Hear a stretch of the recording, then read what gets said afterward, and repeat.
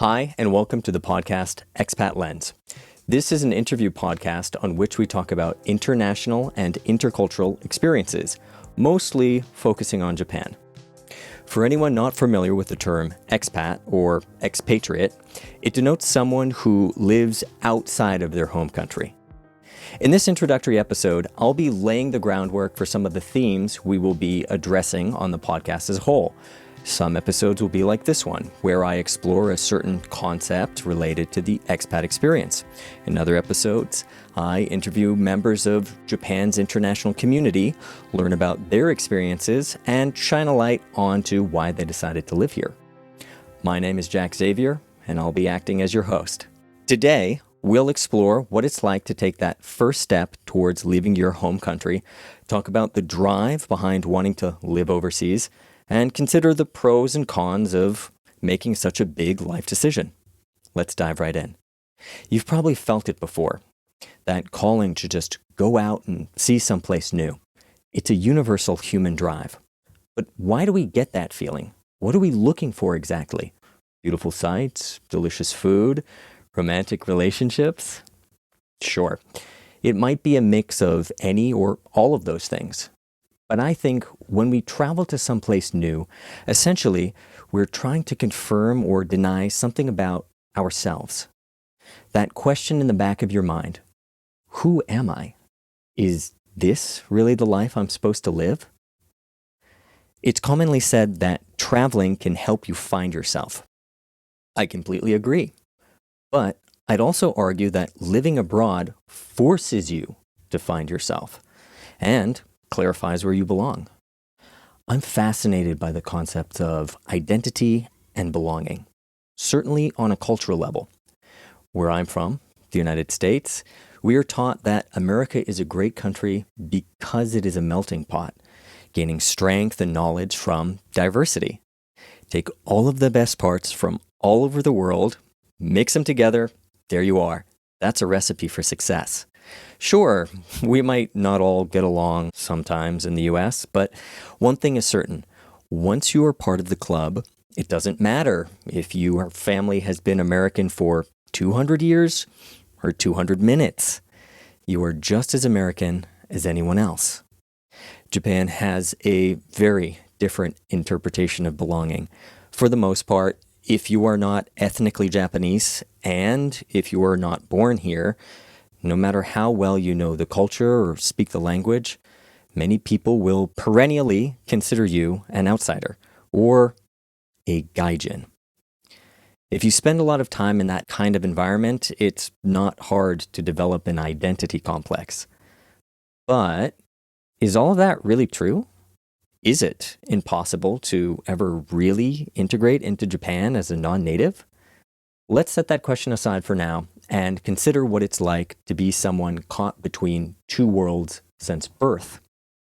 When you hold two nationalities, you are a member of two societies, but are never able to be fully present in both. So does that mean you are forced to choose one identity over the other? Is it possible to maintain an inner cultural balance? You're probably familiar with the term culture shock. But have you ever heard the phrase reverse culture shock?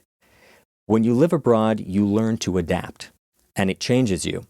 Consequently, when you return to your home country, you start to notice all the strange idiosyncrasies in your native culture that you never thought about before. And it feels kind of weird. That's reverse culture shock. What once felt normal now feels foreign. You left your home and now you're a different person from the people who live there. So where do you belong now? I consider myself and many of my close friends to be people who exist in a Venn diagram of two or more cultures. There are plenty of terms for this kind of phenomenon: multicultural, multinational, third culture kids, returnees, or kikokushijo in Japanese. But what do these terms really mean? Are they just another way of categorizing people? Is each example uniquely different, or is there some common thread that binds them?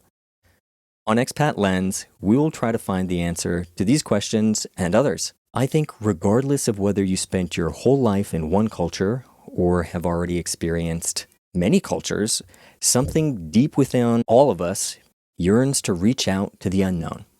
Carl Sagan describes humans as wanderers with an S, and I get the feeling that means we're meant to set out on this adventure together.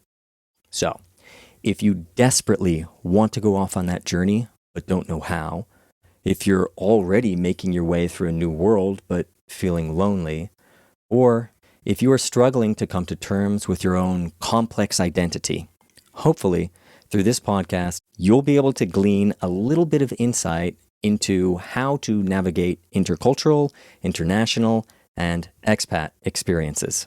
I cannot claim to have any of the answers, but I think the important thing is that we're searching. So, if you're ready, let's wander down this path of discovery together. And just maybe we'll find some of the answers we're looking for. I welcome you to join us and take a look through the expat lens. What's that? How did I get to Japan, you ask? Well, if you insist. The year is 1993. You're a small child and your mother is taking you to a local museum today. You're at an age when you're still trying to piece together the world. You're old enough to understand big everyday concepts like friends, family, and school, but still too young to grasp more abstract ideas like foreign countries, cultures, and non-English languages. The museum your mother brought you to is interactive. You can wander around freely and engage with the exhibits. It's specifically designed for children. Left to explore on your own, you wander into a dimly lit and somewhat cramped space. You realize it's a recreation of a child's bedroom, but things are strange. The common objects like the bed are different. It's just a mattress on the floor, which is made of hard straw. A spotlight shines down, going from item to item in the room, grabbing your attention. A golden cat waves at you. A door made of paper slides open. A red backpack, paper cranes, and many other toys and trinkets flash into your vision before returning to the gloom. It's a curious show and a lot for your young mind to take in. Suddenly, a television in the corner of the room flickers on, displaying scenes of manic cartoons and black and white movies, the actors in which are people who look different from you, their clothes intricate and beautiful, and all the while they speak in a language you've never heard. What were they saying? Your mind races, desperately trying to take everything in. The lights come up and the simulation is over. So you exit the room and turn the corner where more curiosities await. Now you've stumbled upon a nighttime cityscape with architecture that is completely new to you. The narrow alleys are illuminated by glowing vending machines and bright neon lights. There's writing everywhere in strange, complicated letters. You've wandered into a world that feels deep and mysterious. You want to see more, but you remember this is just an exhibit, and one of which you've reached the end. It's time to go home. The scene I described was of the Children's Museum in Boston, and it's a core childhood memory for me. This first brush with Japanese culture planted the seed of curiosity, and over the years, little by little, that curiosity would bud and grow into a full-blown fascination. One day at school, there was a Japanese cultural exchange. We learned about kimonos and tea ceremony. Friends and family exposed me to Japanese films like Godzilla, The Seven Samurai, and, of course, the Ghibli movies. Over time, a bigger picture of Japan came into focus. But it was more than just a picture, it became a goal. I wanted to recapture that immersive feeling I got from the museum exhibit. So I kept searching. I began studying the language and read everything I could get my hands on related to Japanese culture. The more I learned, however, the more it felt so out of reach. Even if I wanted to go to Japan, I was just a kid. I had no way of getting there.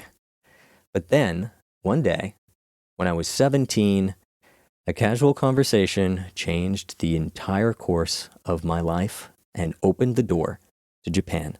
In order to recount this story, I need to talk a little bit about my mother. My mom is a wonderful person, the type of woman who is brimming with energy and positivity that is just infectious.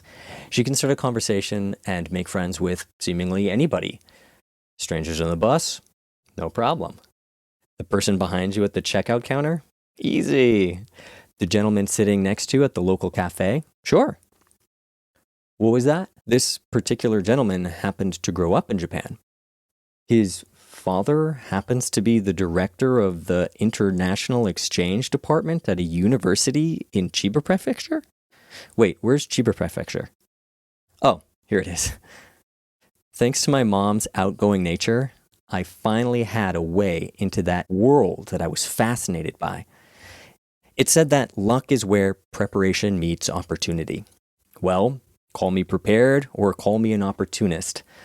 But all of those years of studying Japanese finally paid off, because when I applied to that university, I got in. It was 16 years ago when I first came to Japan, and I'm still here to this day. So, what was university like? What about my first job? I'll share more about my life in Japan somewhere down the line, but let's pause there for today. Thanks so much for watching the first episode of Expat Lens. If you don't live in Japan but would like to, Expat Lens aims to introduce ways that other people have gotten here and made it work. This podcast also aims to be a forum where all sorts of expats can share their stories, highs and lows of what they've been through. What is it really like to live in Japan long term? How do you integrate into society? What elements of your home culture do you choose to highlight now that you're an impromptu ambassador for your country? Are you curious about studying or working in Japan? We've got stories about that. Maybe you're already here, but you're struggling to change jobs. Do you want to level up? Why not listen to a success story to help you get started? Everyone is different, and everyone will have to carve their own path. However, by listening to the podcast, hopefully we can provide you with some hints and road signs to help you make your way. Also, maybe you want to know, did I ever recapture that feeling of Japan that I experienced when I was young? Is it true that the trains are never late and people pass out on the street from partying too much? We'll be diving deep into these topics and so much more. So if you're curious, please stick around, and I look forward to seeing you on the next episode of Expat Lens.